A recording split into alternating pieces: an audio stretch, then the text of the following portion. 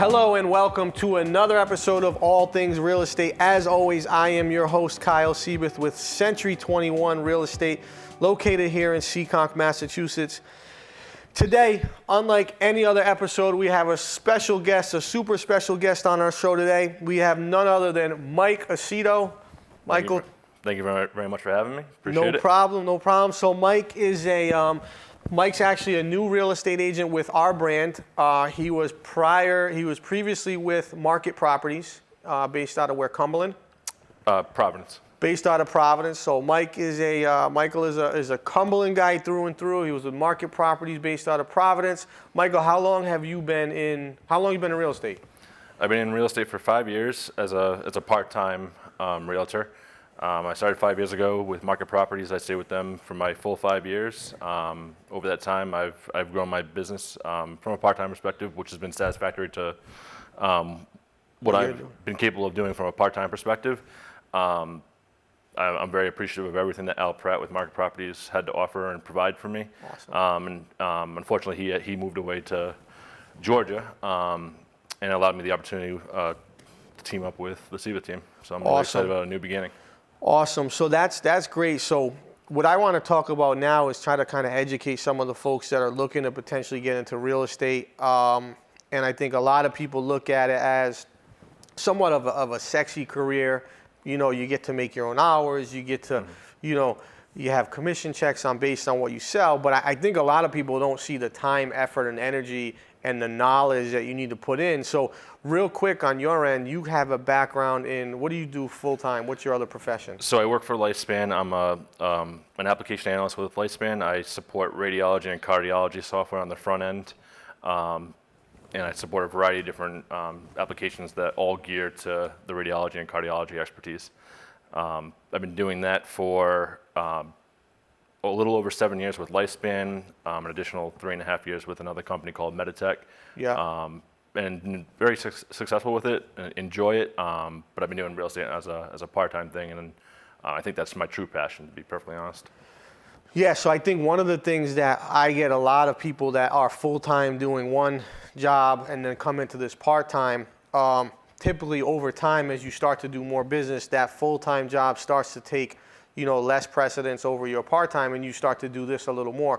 But I think one thing that makes you successful in this is having the ability to not only support what you've done on the full-time basis, but be able to work on a customer service front, be able to be in some sort of sales capacity, and have those interpersonal skills that I think can really relate to real estate. Because what we're doing, right, Michael, is pretty simple. We're working with someone that wants to buy a house and someone that wants to sell a house. And we have to put them together with the house, right? Absolutely. So there's an asset in the middle, and then we have the buyer and the seller, and we need to put the two things together. So what made you even have any inclination to get into real estate? What was it about real estate that you were interested in? To me, it was the excitement of it, the excitement, the idea of it. I think some of my reluctancy to actually get into it from a part-time perspective was, wondering if you can do it part-time. And having talked to you, many years ago in a Smithfield basketball locker room, basically prepping to referee a basketball game, you told me you can. And, it's some of the grind, the constant, fighting for sales, just like I would do with refereeing, fighting for, games to referee. It's that excitement, that drive to just kind of work for yourself to some degree, and build your own business. Yeah, I mean, I think that's a big part of it. I mean, I think at the end of the day, yes, you're with the brand. Yes, you're with the team process. But at the end of the day, you're going to do as much or as little as you want, right? It's really how much time, effort, and energy can you put into this thing to help you build your business to a level that's higher than what it is today and higher tomorrow than what it is last year, or so on and so forth. And I think the beauty of real estate is we're helping people probably facilitate the biggest transaction they'll ever do in their lives. Right, so I think we're a very integral part of what they're looking to do, and that part, right? A lot of professions don't get that, right? You go work for a corporation, you're not, you may be an analyst, right? So you're an analyst supporting the sales team, or you're an analyst supporting, the marketing or advertising or whatever. But at the end of the day, if you're out sick, Meditech still goes on, right? If you're not there, where you at now? Lifespan. Lifespan still moves. I mean, all these Yep. companies still go, right? right. And this is a position, this is a avenue where you are that important to the transaction to make sure that this thing sees it from beginning to end. And that's a very unique position to be in. And that's the drive, determination, and fun that I see in it. So I think a lot of people, if people have that sort of, if you're missing that 9 to 5 and you're missing that little like piece of your life that you don't have, this could be a good opportunity. Would you agree? Absolutely. Right? Absolutely. I mean, the beauty of this is most people look on the weekends and most people look at nights. So you have the ability to work a 9 to 5, but then yet still participate and do transactions on nights and weekends and make that happen. And I've been successful with that for the last 5 years, and I've been really excited to figure out ways to kind of build my business to move forward because of how much I enjoy it. But you're absolutely right. Like, you put in as much effort as you want, and the nice thing is you can't have and you're exactly right. You can have a 9 to 5 job. People have 9 to 5 jobs as well when they're looking for homes or looking to sell their homes. So you kind of have to cater to their time period as well. But 100%, you can do this part time. You can be successful with it, and you can grow with it. Right, and you essentially can make it from part-time to hopefully overcoming, right? So it's that seesaw battle, right? So I went through it. I was part-time for a while, and it was the full-time here, and then the income started, and then the seesaw started to kind of shift, right? So the pendulum swings from one end to another. And I think the beauty of that is that can be your goal. Your goal should be to have that pendulum swing from your full-time to your part-time. And any folks looking to get in the business, what we try to do a lot of training. We try to provide a lot of support. We try to provide a lot of mentoring and coaching to help people get what they're looking for, so they at least have a good baseline to know what they're talking about. Right. Right? I think you need to know real estate at the end of the day to some extent to be successful in it. Would you agree? Absolutely. Right? You can't do this without having any clue how to operate a transaction, what's the components of a house, all that sort of stuff. Right. I think if anyone's interested in getting into real estate, understand that you can do it part-time to dive into it. Don't do what I do, or excuse me, do what I did, and not dive into it when I could have 10 years ago instead I did it 5 years ago. Right. Don't be afraid of it, because even taking the course to get your pre-licensure is knowledge. Right. And it's also knowledge to be able to buy a home or sell a home, not necessarily become a realtor. Right, and I think that knowledge is valuable and it never goes away, right? It's knowledge that you can continue to expand on and continue to learn. So in your 5 years, Michael, right? So you've done this 5 years, you've been part-time doing this 5 years. What's the best part and the worst part you find? Like, what would be the advice you'd give to a newer realtor? What's the best part of the business, and then what's the worst part of the business?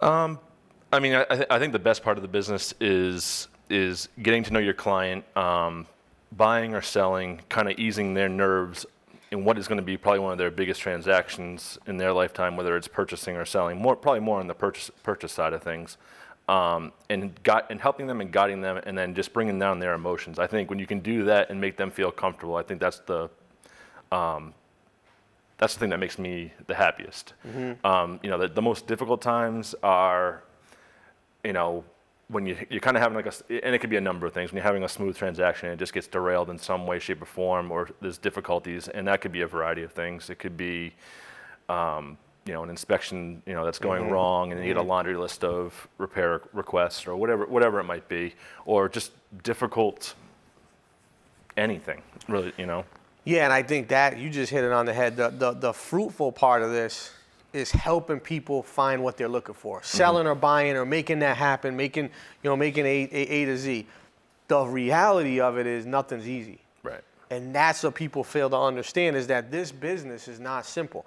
There's no transaction that just goes like this. Right. Transactions go here and here and here.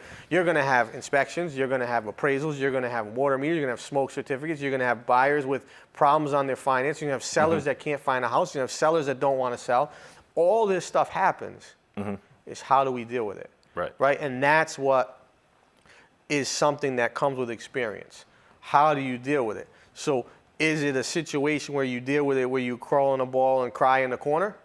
Or do you just have to man or woman up and figure out what the next solution? Yeah. And that's the part that I like, is that this business is never the same. I get to my office 6:30 every day. I have no idea what's going to happen after 6:30 in the morning. The day could go completely haywire, or the day could go fantastic. Yep. Every single day is a different opportunity. Every single day is a different experience. And that's something you don't get in a lot of businesses. Right. Like, speak to your 9 to 5. So your 9 to 5, what does that look like? Is it similar? It's similar in a lot of ways, surprisingly. And you kind of, when you were talking about it, I was like, oh, it's kind of similar to what I'm currently doing now. And the reason why I say that is you kind of go in with the game plan every day of, I have these meetings, I have this set schedule, I want to work on these items, but then the phone calls start coming in. Mm-hmm. Then the incidents happen, the problems happen, and you need to adjust. Mm-hmm. And it's, you can't stress out about it. You can't get down on yourself. It's how you basically roll with the punches and get through it. And I think that's the same with real estate as it is with my current profession with being an analyst with Lifespan. So you and I have known each other in past life basketball, right? We played against each other. Yep. Played together, played AAU together. We refereed together. Would you say, and this is something that I think a lot of people don't understand, would you say there's skills that you take or have taken or took from athletics, whether it's playing or refereeing or coaching, that are going to help make you successful in this? Absolutely. What would you say those are that people should look for? I think I think you've hit it on the head a number of times when you've talked in your trainings. I laugh because I see your voice, but if I can close my eyes, I can see Mike Stevens saying the exact same thing. Oh, really? Yeah. So it's funny because it's like, when a client or someone during a real estate transaction or any transaction, whether it's on the basketball court, working for Lifespan as a realtor, when someone's emotions come up, you stay calm and you got to figure out a way to bring them down. It doesn't help when you actually try to match their emotion. You want to figure out how to level the playing field, bring them down, and work through a problem. And I think that I do that on the basketball court. I do that at Lifespan as an analyst, and certainly as a realtor because a sales transaction is emotional. I think that's an interesting concept, right? When emotions go here, you come here. However, there are times when you have to go here. Yeah. Because you have to kind of set the record. Presence. Yeah, right. So I had something this morning where there was a point where I was calm, everything was good. There was a friction that needed to be taken care of. Right. If I didn't stand my ground, that would have went a different way. Right. So there's some points where you need to take that aggressive stance and come in and really be the aggressor versus the one that's on the passive side. Absolutely. And I think that's the part that officiating, and if anyone's ever officiated, can understand what we're talking about. It's like picking your battles. Pick your battles. Yeah. And you have to know who you're picking them with. Right. And I think this is a great segment for people. We haven't done one like this before, for new agents or agents that are looking to get in the game, because I think this is stuff these are some nuggets that they can take away. Absolutely. And I think the beauty of our brokerage and the beauty of when you came on and anyone else, you can do one deal, you can do 50 deals, you're still going to get the same level of support, training, and guidance no matter what. Right. We're here to provide all the knowledge I have, all the knowledge that we have as a broker. I mean, we have over 100 agents right now, and probably half of them are solid producers that have done 20 plus transactions a year. So there's 20 transactions from 50 people that you can learn from. That's so much experience. Right. And anyone that's looking to partake in that, I think, I would say it's a good place to get started and get the ball rolling and figure your game out. Yeah. I mean, one thing that I've noticed in 5 years, if as a part-time agent, if you can do one sales transaction, you're covering the cost of what it is to be, to cover your license, your different, all the different fees and requirements you need to do to maintain your license. One transaction will earn you a profit. Yeah, you profit on one, so anything above one, you're 2, 3, 4, 5, 10x. So Right. At the end of the day, it's one of the most least expensive licenses you can get with probably the highest return. Oh, absolutely. The highest return per expense on the license side, and I think that's important. I think this is a great segment for people to tune into that are on the fence and that are like, hey, well, I've got a 9 to 5, or hey, I'm not really sure if I'm built for this. Well, yes, you are. It's just, are you ready to take the plunge? And to your point, I have the same regret you have. I wish I started 5 years earlier. Right. You wish you started 5 years earlier.